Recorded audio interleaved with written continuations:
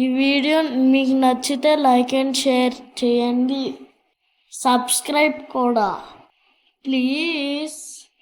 చిట్టి, స్కూల్లో ఇచ్చిన హోంవర్క్ పూర్తి చేసావా? బొమ్మలు గీస్తున్నామ్మా, ఇంకా చేయలేదు. సరే, బొమ్మలు తర్వాత గీసుకుందులే, ముందు హోంవర్క్ చెయ్యి. సరే అమ్మా.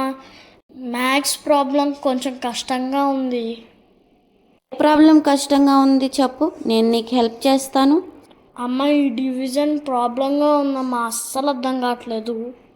సరే చిట్టి, నేను చెప్తాను చూడు నీకు. డివిజన్ అంటే పెద్ద సంఖ్య నుండి చిన్న చిన్న భాగాలు విభజించడం. ఇక్కడ చూడు, 15ని 3తో భాగించాలి అంటే 15లో 3 ఎన్నిసార్లు ఉంది అని అడుగుతున్నట్టు. 5 సార్లు ఉంది కదా, అందుకే 15ని 3తో భాగిస్తే 5 వస్తుంది. ఓకేనా? ఓహో, ఇప్పుడు అర్థమైందమ్మా. ఇంకా ఏమన్నా హెల్ప్ చేయాలా నీకు? లేదమ్మా, ఇప్పుడు నాకు అన్నీ అర్థమైనాయి. సరే, మిగతా హోంవర్క్ కూడా పూర్తి చేసుకో. ఇంకేమన్నా హెల్ప్ చేయాలంటే అడుగు. సరే అమ్మా, పూర్తి చేస్తాను.